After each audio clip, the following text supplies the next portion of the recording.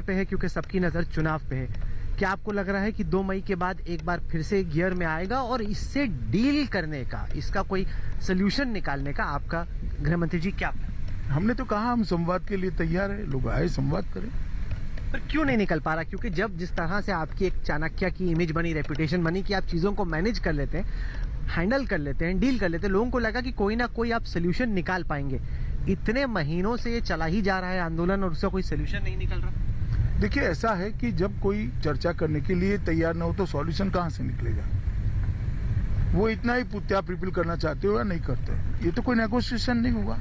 मुझे लगता है उन्होंने आगे आना चाहिए नेगोशिएशन। क्या आप मानेंगे कि शायद इसको बेटर हैंडल किया जा सकता था? अगर सही वक्त पे सही फीडबैक मिलता तो इतना बड़ा ये आंदोलन नहीं बनता और कोई एक बीच का रास्ता निकल सकता था। हो सकता है राहुल कंवर देश के प्रधानमंत्री होते तो बेटर। नहीं, हमारा कोई ऐसा ना इरादा है ना मंशा।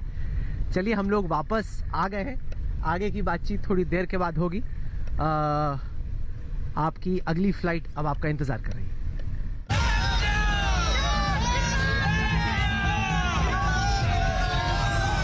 जय जय श्री राम का नारा लगा रहे हैं, जो कि पहले बंगाल में जैसे उत्तर प्रदेश में ये पहले से ही नारा है। इसको आपने यहाँ पे पिछले कुछ सालों में एफर्ट के जरिए बनाया है, इसको कितनी बड़ी उपलब्धि आप मानते हैं? देखिए जय श्री राम का नारा कोई रिलीजियस नारा नहीं है। यहाँ की अव्यवस्था के खिलाफ, यहाँ के भ्रष्टाचार के खिलाफ और विशेषकर घुसपैठ और तुष्टीकरण के खिलाफ प्रजा का आक्रोश है और इस नारे को उसी स्वरूप में लेना चाहिए। आपने तमाम लोगों से स्पर्धा की है, कई बार जीते हैं, कुछ बार हारे हैं। ममता बनर्जी की तुलना आप एक कंपेटिटर, एक विरोधी के तौर पे आप कैसे करते हैं जब आप बाकियों से उनकी तुलना करते हैं? मुझे लगता है कि उन्होंने दूसरे टर्म में भतीजे को मुख्यमंत्री बनाने के लिए इतना अति कर दिया कि बंगाल की जनता अब उनके साथ नहीं है, क्योंकि लेफ्ट ना विकास करना चाहते थे ना तृणमूल विकास करना चाहते थे। भारतीय जनता पार्टी की सरकारें जहां जहां बनी देश भर में, वहां पर विकास करने का काम किया है और यही है हमारा लक्ष्य कि ये सोनार बांग्ला बने।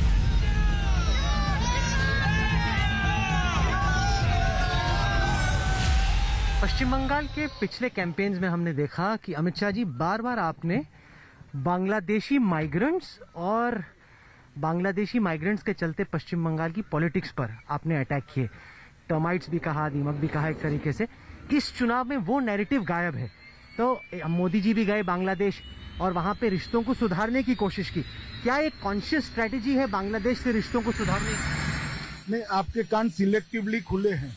आज दोनों सभाओं में मैंने घुसपैठिया मुक्त बांग्लादेश की बात करी और आप जिनके लिए माइग्रेंट शब्द प्रयोग करते हो वो माइग्रेंट नहीं है, वो घुसपैठिए हैं। तो अगर पश्चिम बंगाल में भारतीय जनता पार्टी की सरकार बनती है तो बांग्लादेश से रिश्तों को आप कैसे देखते हैं, खास तौर से क्योंकि तीस्ता वाटर एग्रीमेंट जैसे कई एग्रीमेंट्स ममता जी के चलते पेंडिंग रहे? देखिए सबसे पहली बात तो बांग्लादेश भी सहमत नहीं है कि घुसपैठ, उसको रोकना चाहिए, सभी का मत है। तो मैं नहीं मानता इसमें कोई अंतर विरोध है।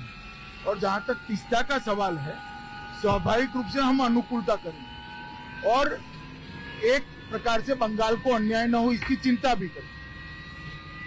बांग्लादेश में इस्लामिक रेडिकलिज्म को आप कितना बड़ा खतरा मानते हैं? जो बांग्लादेश में इस्लामिक रेडिकलिज्म है, कट्टरपंथ इस्लाम जो है, मोदी जी की वहां पे यात्रा के बाद काफी अटैक्स भी हुए वहां पे। देखिए मैं मानता हूं बॉर्डर के उस पार क्या हो रहा है, इसको बंगाल चुनाव का इश्यू इसलिए नहीं बनाना चाहिए कि पहले बंगाल के अंदर ही बहुत रिपेयरिंग की जरूरत है, वो पहले एक बार कर ले।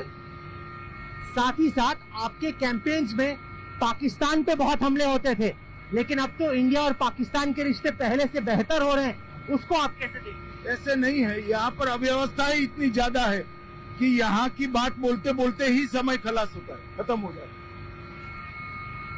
वेस्ट बंगाल इलेक्शंस आपका एक पैशन प्रोजेक्ट रहा है, आपके दिल के बहुत करीब रहा है। पश्चिम बंगाल में नतीजे आने के बाद अगला ऐसा कौन सा पॉलिटिकल एजेंडा है जिस पर आपका ध्यान जाने वाला है? मेरी पार्टी को जिताना हमेशा